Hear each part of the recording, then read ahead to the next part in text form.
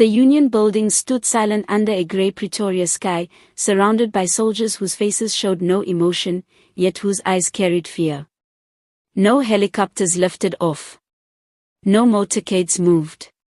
No presidential convoy thundered through the streets.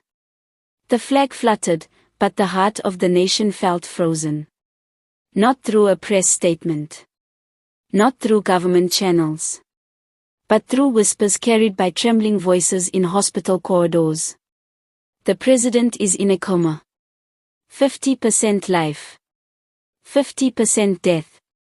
Within minutes, the phrase tore through the country like wildfire. 50% life. 50% dead. It was not medical language. It was destiny language. Inside a secret, high-security medical facility, President Cyril Ramaphosa lay motionless on a hospital bed, surrounded by machines that hummed like guardians of fate. Tubes ran into his body.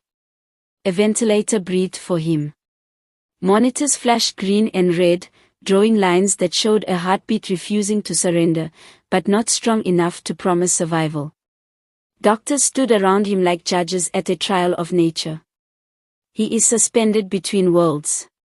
His body fights. His mind is silent. We do not know which side will win. Outside the room, senior ministers collapsed into chairs. Some wiped their faces. Some clenched their fists. Some already calculated political consequences in their minds. South Africa was on edge. Radio stations stopped normal programming. Television anchors struggled to speak calmly. Markets trembled. Foreign governments demanded clarity. But the presidency released only one chilling line. The president is in critical condition and receiving the highest level of medical care. That was it. No denial. No confirmation. No reassurance. Just silence. And silence breeds fear. In Parliament, chaos erupted.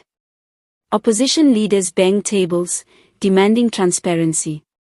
You cannot hide the state of a president. One shouted. This nation deserves truth. Inside ANC headquarters, panic spread like smoke in a closed room. Some leaders whispered prayers. Others whispered succession plans. Old rivalries resurfaced. Power shifted without a single vote being cast. One insider said quietly, "If he does not wake up, everything changes." Children asked their parents what coma meant. Parents struggled to explain death without fear. Inside the ICU, the battle intensified. Doctors adjusted machines. Specialists flew in from abroad. A priest prayed quietly at the doorway. A nurse held the president's hand and whispered, "Fight, Tota. The country still needs you." The lead neurologist spoke again. "If he wakes, he may not be the same. If he does not, the country must prepare for history." At midnight, a sudden change. The heart monitor spiked. The room rushed with movement. Alarms rang. Doctors shouted instructions. For 30 seconds, his heartbeat faltered. For 30 seconds, South Africa unknowingly hovered on the edge of a political funeral. Then the line stabilized. He chose life, for now. But even then, no celebration followed. Because for now is not victory. It is delay. Another line followed beneath. 50% life. 50% dead. No as fact. But as emotion. As uncertainty. As fear. In townships, people prayed. In boardrooms, executives prepared for instability. In government offices, leaders drafted speeches they hoped never to deliver. This is God testing the nation. This is the end of an era.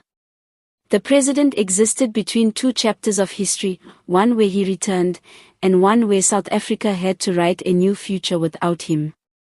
The doctors finally gave their most honest update. He is alive. But he is not awake. He is not gone. But he is not here. He remains. 50% life, 50% death.